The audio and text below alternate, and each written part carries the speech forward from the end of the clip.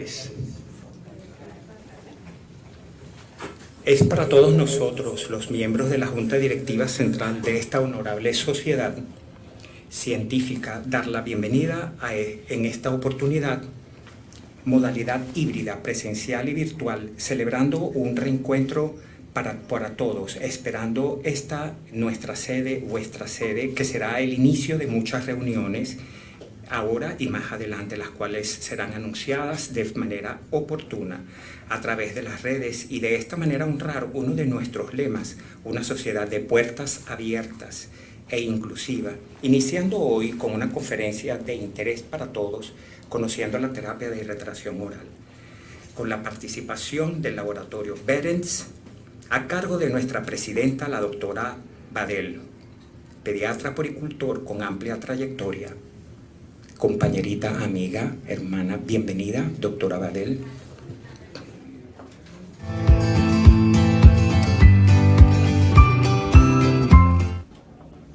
Gracias, Pedro. Muy buenas tardes a todos y bienvenidos. Agradecemos mucho su presencia aquí esta tarde para conversar. Vamos a poner, ya está la presentación, sobre deshidratación y su manejo con terapia de rehidratación oral.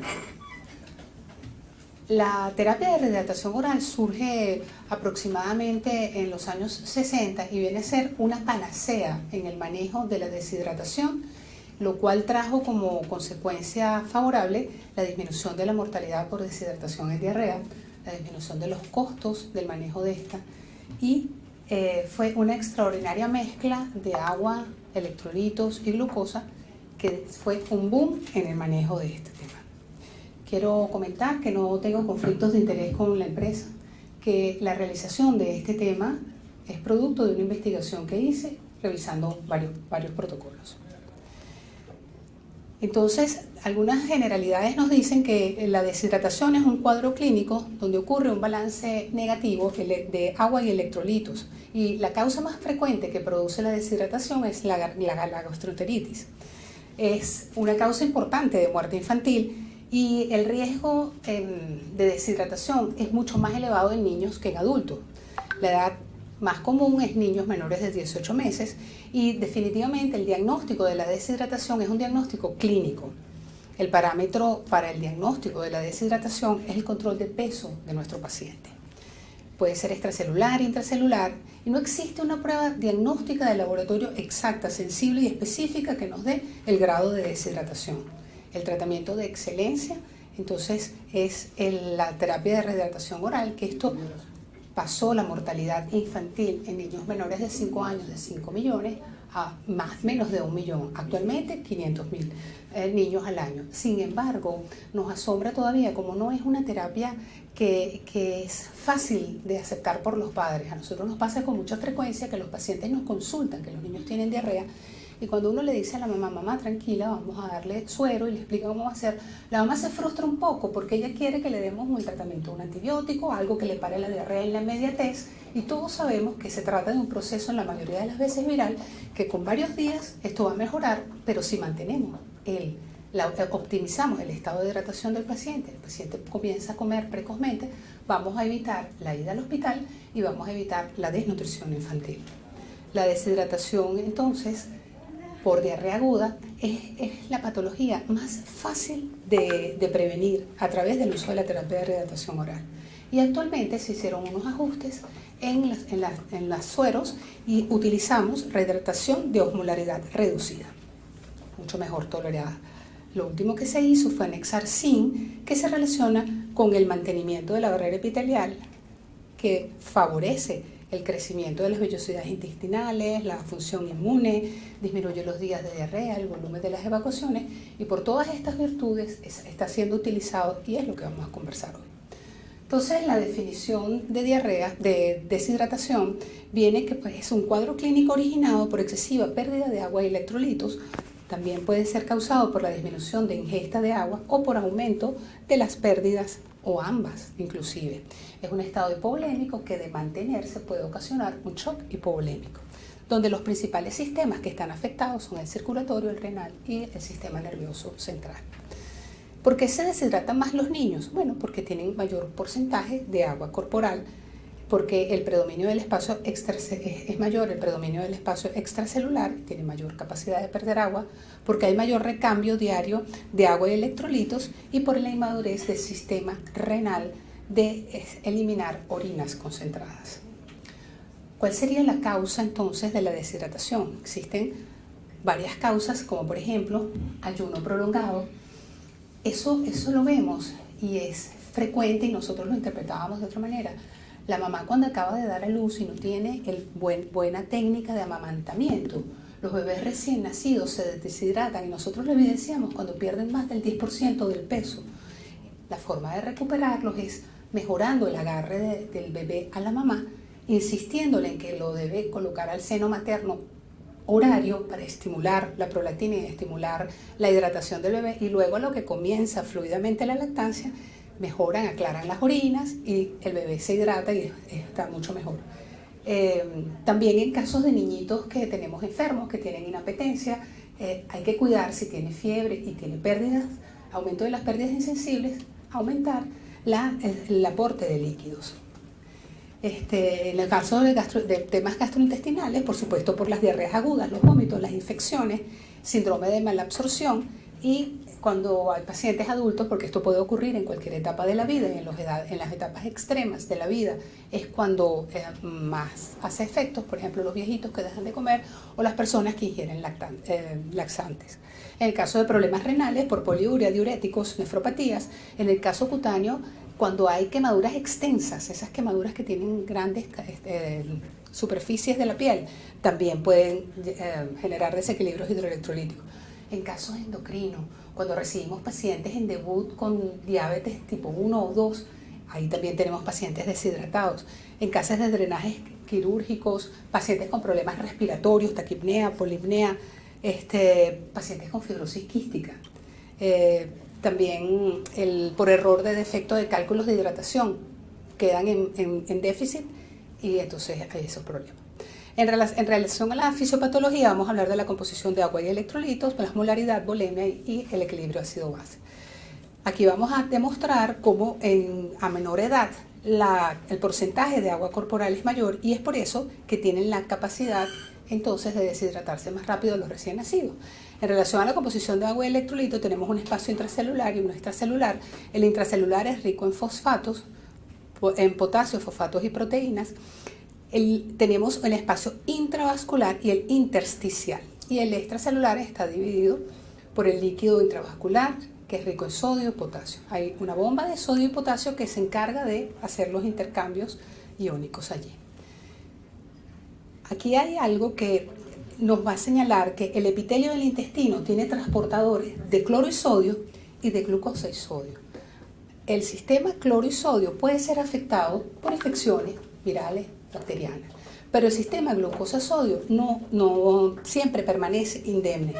Y es ese cotransportador glucosa-sodio que permite intercambio y arrastre de agua y que va uno a uno, lo que hizo que se desarrollara esta terapia de rehidratación oral, y fue considerada por la revista Lancet como el avance más importante en el mundo en el siglo pasado. Entonces este transporte o este cotransporte acoplado de sodio y glucosa favorece la absorción de glucosa y hace que el balance sea positivo prontamente. Es una intervención a bajo costo. El uso de la terapia de rehidratación oral es un procedimiento muy simple que puede ser administrado por la mamá activamente, que es la mejor persona que puede hidratar al bebé. Es de fácil comprensión, de fácil uso, se entrena a la mamá y se puede hacer un efecto multiplicador en la educación poblacional, en el control de la enfermedad. El uso temprano va a prevenir la deshidratación, va a prevenir la asistencia al hospital, porque si desde casa comienza este problema, se le explica a la mamá, no abarrotan las emergencias, y muchísimas veces podemos prevenir estados superiores de deshidratación. Hacemos la deshidratación, la alimentación precoz, y podemos observar cómo disminuimos la desnutrición. En el caso de la osmolaridad, la osmolaridad debe ser igual en espacios extracelulares que en espacios intracelulares. Cuando hay una diferencia, siempre el agua va a tratar de compensar esto. De manera que La osmolaridad plasmática normal va a depender de la glucosa, de la urea y del sodio, y cuando aumenta la osmolaridad se estimulan osmoreceptores que están ubicados en el túbulo colector renal, aumenta la producción de ADH y retiene agua, salen orinas más concentradas, y así es como el paciente se equilibra. Entonces, ¿cómo se clasifica la diarrea? Según el estado de deshidratación, esta se puede clasificar en leve, moderada y severa, según el porcentaje de pérdida de líquido. Entonces, la leve es cuando el déficit está entre 3 y 5%, solamente el paciente tiene sed. La moderada es cuando el paciente pierde entre el 5 y 9% y ya hay manifestaciones clínicas. Si es un bebé menor de 2 años, fontanela deprimida, ojos hundidos, tiene sed, no tiene saliva, tiene signos del pliegue, el turgor está disminuido, tiene oliguria. Y en caso de una deshidratación severa, ya es un niño que se ve comprometido, que puede tener signos de shock, además de la clínica anterior. La clasificación de la deshidratación según la osmolaridad, es decir, según la natremia, los niveles de sodio, vamos a tener deshidratación isotónica cuando la pérdida de agua y de sal es igual. Deshidratación hipertónica cuando se pierde más agua que sal. Esta deshidratación hipertónica está marcada por irritabilidad, hipertonía, hiperreflexia. El paciente puede tener convulsiones, puede tener sed intensa, y desde el punto de vista del laboratorio tenemos que hay aumento en las cifras de sodio y en la osmolaridad plasmática. Y la deshidratación hipotónica es aquella donde se pierde más sodio que agua y el paciente está decaído, estuporoso, somnoliento, paciente que está hiporrefléxico. Y en el laboratorio hay hiponatremia. Los signos clínicos de alarma del paciente con deshidratación, paciente que se ve en mal estado general, que está con afectación del estado de conciencia, que el llenado capilar es muy lento, que tiene taquicardia, taquipnea, tiene pérdida de turgencia de la piel. Y el diagnóstico de esto es un diagnóstico absolutamente clínico. Un examen físico donde verificamos el peso con el último peso y el interrogatorio, ya sabemos, con aumento de pérdida, disminución de la ingestión, sabemos que esto hace que el paciente nos demuestre que está deshidratado. Existe una escala que se puede utilizar, que es la escala de Goerich, donde se ve que hay pérdida de turgencia, deterioro del estado general o puede haber respiración anormal. Ojos hundidos, como habíamos comentado, mucosas secas, paciente llanto sin lágrima, pulso radial leve, la frecuencia cardíaca está por encima de 150 latidos por minuto y el paciente deja de orinar. Las pruebas complementarias que se pueden hacer serían química sanguínea, electrolitos, gasometría, y en caso de diarreas hay más tendencia a la acidosis metabólica, en caso de vómitos hay más tendencia a la alcalosis metabólica. Pruebas de funcionalismo renal, por supuesto siempre pensar en diabetes, entonces siempre hay que pedir una glicemia. Y ya para comenzar a reponer, vamos a reponer dependiendo del volumen aproximado de lo que ha perdido. En menores de 2 años, 50 a 100 cc, cada deposición equivale a 50 a 100 cc de solución, de 2 a 10 años de 100 a 200 cc y más de 10 años debe tomar tanto como desee. Entonces, el tratamiento ideal para esto sería la terapia de rehidratación oral. La terapia de rehidratación oral marcó un hito en el manejo de las diarreas. Es una administración de líquidos por vía oral que permite prevenir, corregir y mantener hidratado al paciente. Incluye el mantenimiento de esto, la alimentación del niño precozmente y puede utilizarse como única medida para hidratar y está estimado que recupera al paciente en un 90-95% en el transcurso de las 4 a 6 horas siguientes.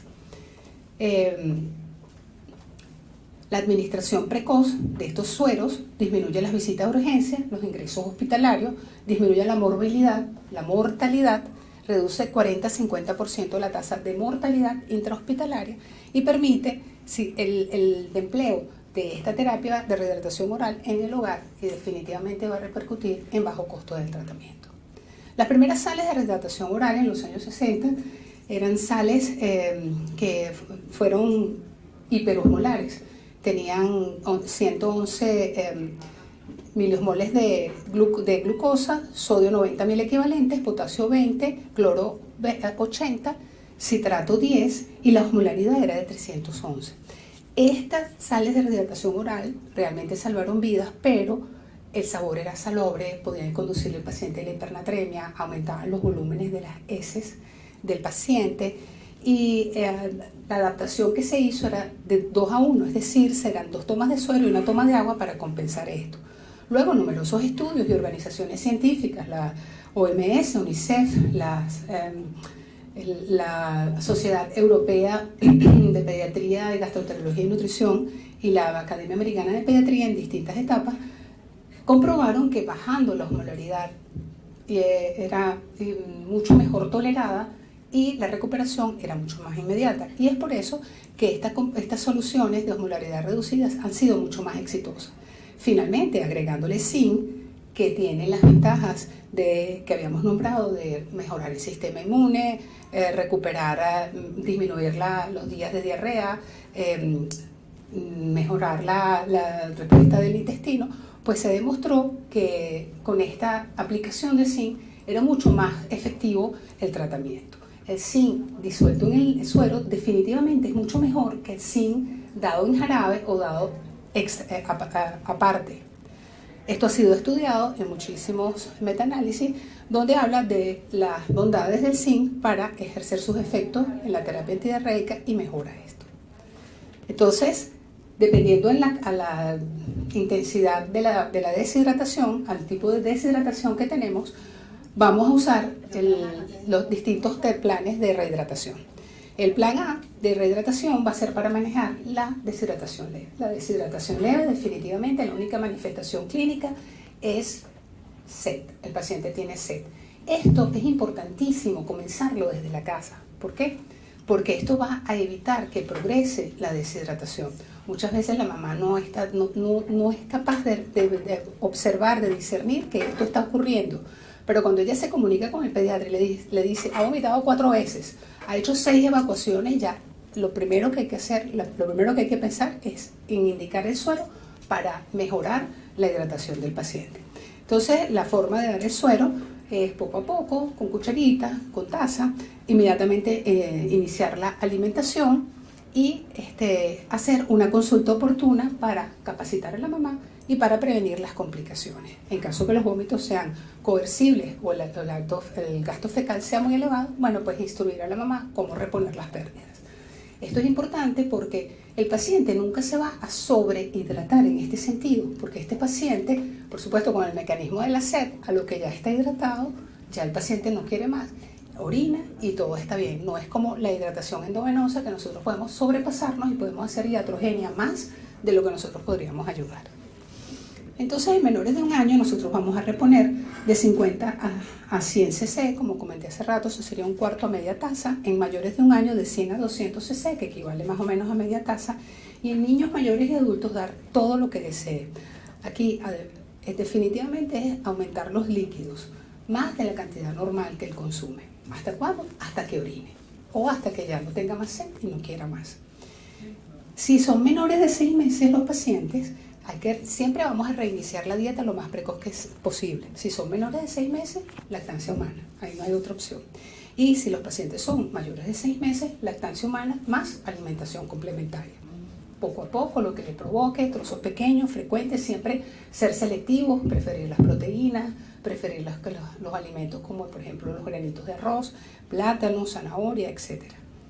¿Y cuáles son las recomendaciones para alimentarlo cuando él tenga apetito? Le vamos a dar poca cantidad de comida y por supuesto más frecuentemente. El tratamiento de la deshidratación moderada, para el tratamiento de esta usamos el plan B de terapia de rehidratación oral, donde hay 1 o más signos de deshidratación moderada, pero no debe haber signos de gravedad. Si hay signos de gravedad o hay afectación del sistema nervioso central, no podemos esperar, ahí tendríamos que pasar al plan C. Luego, la diferencia entre este y el anterior es que el anterior se hace en casa, pero no lo subestimen, no lo manden a la casa, manéjenlo en el hospital. Estén pendientes de la mamá, mamá le estás dando suero, mamá es frecuentemente, porque muchas veces la tenemos ahí y la mamá se duerme, o muchas veces la mandamos a la casa con un niñito con deshidratación moderada, no sabe lo que va a hacer, se duermen los dos y nos llega en otro grado de deshidratación, ya peor. Entonces debe cumplirse en el hospital con supervisión médica, hay que entrenar a la mamá, hay que ayudarla a que ella esté consciente de lo que va a hacer Y esta hospitalización no debe pasar de 24 horas. Ella en 24 horas debe haber resuelto su problema. Si no lo ha resuelto porque el niño está peor, debe pasar entonces al plan C. Usamos sueros con osmolaridad reducida siempre. Si el paciente no tolera, si es un paciente desnutrido y realmente es buena opción y tenemos experiencia en eso, colocando sonda nasogástrica y dejando a gravedad la reposición, y con eso recuperamos al paciente impresionantemente. Aumentamos los líquidos, administramos mayor cantidad de lo normal. Si el paciente tiene problemas de tolerancia a la vía oral, insistan, utilicen onda Centrón, esperen 10-15 minutos, poco a poco, trago a trago, cucharita, taza, y con eso van a ver que mejora. ¿Qué es lo que no lo podemos usar en pacientes, como les dije, que tengan alteraciones de la conciencia, que las pérdidas superen los ingresos y que haya fracaso de la terapia de rehidratación oral, que por cierto está por debajo del 5%. Entonces, la plan B de terapia de rehidratación oral, en la primera fase vamos a reponer el déficit de agua y electrolitos que calculamos. Vamos a estimar este déficit de agua y electrolitos por la pérdida de peso y por las manifestaciones clínicas del paciente. De esa pérdida de peso, por ejemplo, si pierde el 5% de peso, el déficit sería, si el niño pesa 10 kilos, 10 por el peso, sería 500 cc de solución, que se lo vamos a pasar poco a poco por cucharita y taza. Y luego, una vez completada esta primera fase de rehidratación, de que cumplimos estos 500 cc, nosotros vamos a observar las características clínicas del paciente. El paciente mejoró, se siente más animado, ya está hidratado, perfecto. Seguimos en la fase de mantenimiento. Si las condiciones del paciente son otras, sigue vomitando, el gasto fecal es muy elevado y está decaído y afectación del estado de conciencia, el paciente pasa a plan C. En todos los casos, una vez que se hace la fase de expansión, hay que comenzar con la alimentación temprana. Como les dije anteriormente, menores de 6 meses, lactancia humana. Si tiene más de 6 meses, lactancia humana con alimentación complementaria. ¿Ok? Como ustedes la saben hacer, como le hemos hablado siempre. Hice una parte del desnutrido porque es muy difícil para nosotros identificar cuando un paciente desnutrido está deshidratado. Y tenemos las dos opciones, las dos versiones. Tenemos un paciente desnutrido marasmático. Ese siempre tiene los ojos hundidos. Ese siempre tiene la boquita seca. Ese siempre tiene signo de pliegue. Pero tiene avidez, tiene sed. Ese está deshidratado. Tiene mucho rato que no orina, ese está deshidratado. Entonces, ese signo clave de la avidez, háganle caso e hidrátenlo. Bueno, también hay otros que tienen las extremidades frías, están sudorosas, ya esos serían signos de choque hipovolémico. Acuérdense que esos niñitos son unos pajaritos, esos niñitos están ahorita aquí y en un segundo no están. Si el paciente es un paciente dematoso, un coxsackie, ese es más difícil todavía, ese está hinchadito y no sabemos cómo lo vamos a manejar. Pero ese niñito tiene mucha sed. Como ese niñito tiene mucha sed, le vamos a hacer caso a esa sed que tiene y ese es el signo clave que vamos a tomar en cuenta. Estos niñitos tienen que ser rehidratados muy lentamente. Ahí hay que ir poco a poco para no sobrepasarnos, para que más bien no estimular el vómito y no empeorar la situación. Siempre que puedan, elijan la hidratación oral a la hidratación parenteral, sobre todo en estos pacientes. Y estos pacientes no los subestimen. Estos pacientes arrópenlos, estén pendientes y comienza inmediatamente la alimentación en ellos. Recuerden que eso es clave y es parte del tratamiento para que sean exitosos con ello.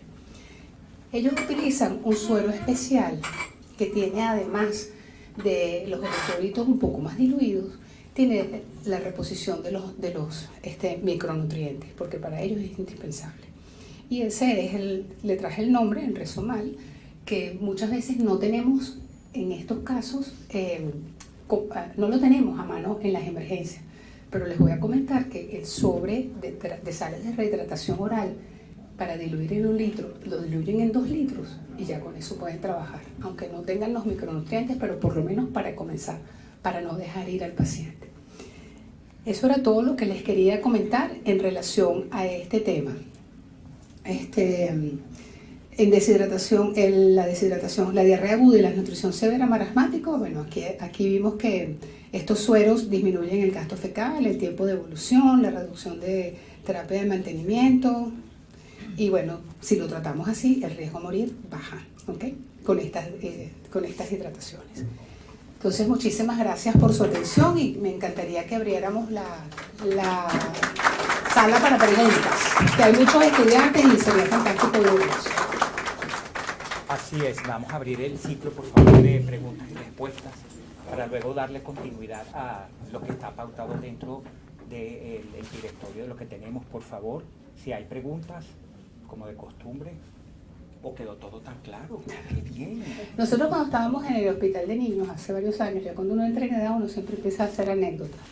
Se hizo una sala estaba en boga la hidratación oral y había un cuarto de deshidratación. Y todavía había como el choque cultural de que todo se manejaba con hidratación parenteral. Y nosotros a las 5 o 6 de la mañana estábamos súper estresados por quitar esos sueros para que no nos fueran a poner malas notas porque habíamos puesto sueros en la noche. Porque por supuesto, suero mucho más expedito que sentarse con la mamá a darle suero al bebé. Pero después con la experiencia, con la práctica y realmente la diferencia entre recuperar un niño con suero oral y suero endovenoso es increíble, porque el niñito se recupera, le da hambre enseguida, se siente bien, los ojitos, se anima. Entonces hay que insistir, si el niñito está vomitando mucho, traten de usar un dacetrón mejor que el Irtopan, porque el Irtopan, además de que sabemos que muchas veces no es efectivo, podemos tener complicaciones neurológicas que nos van a asustar muchísimo, ¿no? Y enseñen a la mamá, pero hagan terapia enzimática, no descuiden a la mamá. Yo sé que tienen mucho trabajo, que están muy estresados, yo sé que no van a tener todo el tiempo del mundo pero sí tenganla ahí en la memoria para que ustedes vean que al cabo de 1 hora, 2 horas, ya ese bebé lo pueden mandar a casa. Y siempre insistan en la lactancia humana, siempre. Si es menor de 6 meses, no tiene por qué tomar otra cosa que no sea lactancia. Si dejó de lactar hace poco, relactar. Pero siempre, siempre, siempre apostar por la lactancia. Si es mayor de 6 meses, lactancia más alimentación complementaria. Y después de la excelente conferencia de la doctora, yo quisiera preguntarles de las sedes que están aquí entre nosotros, ¿cuál es la experiencia que tienen ustedes con el tema de la rehidratación oral? A propósito de las anécdotas, en todos los hospitales debería haber una sala de hidratación oral. Ustedes la tienen como tal y funciona, porque ese sería uno de los puntos que deberíamos pues rescatar desde aquí, ¿verdad, doctora? Sí, esa es la idea justamente de esto. ¿Cómo es la experiencia de ustedes? Sí. Sí. Buenas tardes. Sí. ¿Vienes de dónde, doctor? Yo soy pediatra del JM de Los Ríos, trabajo en el área de ingresado. Me gradué recientemente, el año pasado, pero bueno, nosotros en el hospital no tenemos área de pacientes deshidratados. Sí hubo en algún tiempo, pero en cierto grado, mi compañero tuvimos la oportunidad de disfrutar de esa sala. Sin embargo, siempre hacemos énfasis, como dice la doctora, en rehidratar al paciente que tenemos deshidratado moderado. Generalmente lo hacemos en vía oral. Si cumplimos el plan B, nosotros por lo menos en la experiencia mía, en mi grupo de guardia, lo que hacíamos era centrar a la mamá en el área de triaje afuera y vigilábamos, cada media hora si teníamos estudiantes y mandábamos al estudiante a verificar, o uno mismo, el residente de primer año, segundo o de tercero, verificar que la mamá estuviera dando rehidratación oral. Y efectivamente, como dice la doctora, a veces tardaba un poquito más, 4 o 5 horas, o en algunos casos 6, pero sí salía mucho más efectivo que cuando se hacía día parental. Qué bueno, gracias. Gracias por ese aporte. Sí, la idea es esa, pero no inventar, no agregarle, mezclarlo con nada, no... De hecho, disculpe, cuando hacemos rehidratación Gracias. Cuando nosotros hacemos rehidratación del paciente desnutrido, como usted lo dice, si hacíamos preparación con un suero tradicional, lo diluíamos en 2 litros, pero le agregamos destroza. Le agregamos destroza y un poquito de KCl para terminar de complementar la parte nutricional. Y de verdad, el tratamiento era totalmente efectivo. Ese paciente está en hipo en todo. Entonces, lo que le demos está bien, lo que le demos es perfecto. Gracias, doctor. ¿Alguien más? ¿Algún otro aporte? ¿Alguna otra pregunta? Eso no debería cambiar si estás en el hospital o estás en la clínica. El protocolo, el tratamiento debería ser exactamente el mismo. Lo que pasa es que yo no sé qué pasa, que cuando uno sale del hospital y va a la clínica, cambia todo el protocolo. Pero eso no debería pasar. Deberíamos insistir, la mamá tiene que aprender a ser mamá, aprender a darle suerito al bebé, tenerle paciencia, porque si encima de que se siente mal, encima de que está vomitando, encima de que está deshidratado, lo vamos a pinchar también. Si podemos evitarlo, podemos darle suero. Entonces eso debería ser así para todos. Bueno, si no más preguntas. Sí, quería darle, por favor, la palabra y la oportunidad al doctor Carlos Lezama, ¿sí? Que es el director médico del laboratorio Berens, quien ha tenido la Bueno. la gentileza de estar con nosotros. Aló. Si no, Ok, me voy a acercar a los dos micrófonos para que se oiga más. Buenas tardes. Ante todo, doctora, muchísimas gracias por su conferencia, de verdad que muy nutritiva. Muchísimas gracias a la Sociedad Venezolana de Puericultura y Pediatría por permitirnos este espacio para podernos comunicar con todos los presentes, todos los que están vía Zoom, y de alguna manera dar por lanzado en la sociedad que usa más nuestro producto, como es el Ridrosol, ahora en su presentación de Ridrosol, sí. De verdad que para nosotros es un honor hacer este tipo de eventos. La educación médica continua tiene que seguir constantemente estas cosas que dice la doctora, por ejemplo, de que usted sale del hospital y en la clínica no debe perder lo establecido, es lo más correcto y esa es la buena medicina. Y nosotros como laboratorio estamos detrás de estar en esto, de que la medicina se haga la mejor, de que sigamos adelante, de que este es un país que tiene mucho que dar y mucho que seguir, y estamos muy orgullosos de estar acá. De verdad que en nombre del laboratorio Beren, esperamos que esto siga, que nos volvamos a reencontrar aquí y en espacios más grandes, gracias a Dios, podemos hacerlo otra vez, y estamos dispuestos a poner en sus manos todos los mejores productos que puedan tener para el tratamiento, el buen tratamiento de los niños venezolanos. Así que bueno, nuestra idea, ahorita en aniversario, estamos cumpliendo 119 años, Dios. y como Venezuela.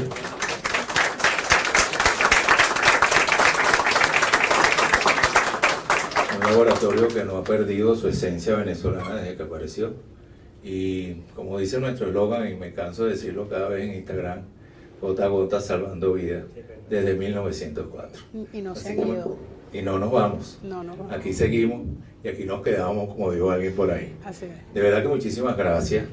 Espero que nuestro Ridrosol Zinc, que estaba aquí en pantalla, espero no, sé que va a cumplir con todas las expectativas del Claro producto que sí. que ustedes estaban esperando para darle salud a esos pequeñitos y a los no tan pequeñitos, el que lo quiera tomar, porque es un producto que está abiertamente para ser utilizado, bebido en cualquier condición de la vida. Así que no me queda darle otra que volverle a dar las gracias. Gracias, doctora, de verdad, y a toda la Sociedad Venezolana de Puericultura y Pediatría. Y no sé si algo sigue, Sí. sé que tenemos una degustación. Sí, vamos a tener una degustación. Ya listo. Antes quería agradecerle porque no hay otra forma para nosotros desde la sociedad lanzar este tipo de puentes entre nosotros, ustedes y toda la industria sin ningún conflicto de intereses, pero que es importante para que la educación médica continua pueda llegar de esta manera absolutamente a todos. Doctor Lezama, muchísimas gracias. Una sorpresa saber que tenían tanto tiempo en Venezuela y muchos de nosotros probablemente no lo conocíamos. Eso es excelente. Gota a gota salvamos vidas y eso también es importante. Quería, doctor Lezama, proponer, creo que tienen ustedes un video por allí para conocer un poco más de lo que es laboratorio, ¿verdad? Como tal. Sí, Lo sí, tenemos eso por sí. allí, ok. Y ahí va. Muchísimas gracias, de verdad. Gracias a ustedes. A todito. Lo que-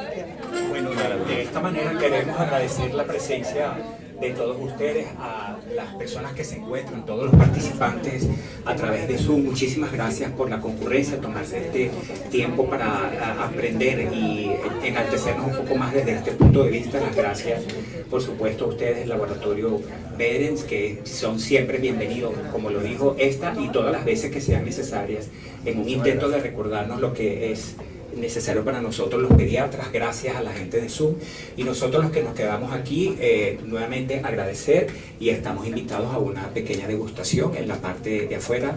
Bienvenidos, gracias doctora Badel por excelente conferencia, muchísimas gracias.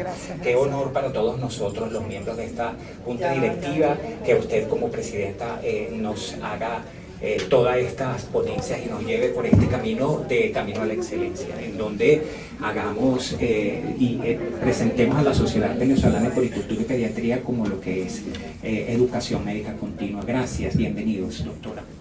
Gracias a todos por estar aquí. Gracias, doctor, por acompañarnos.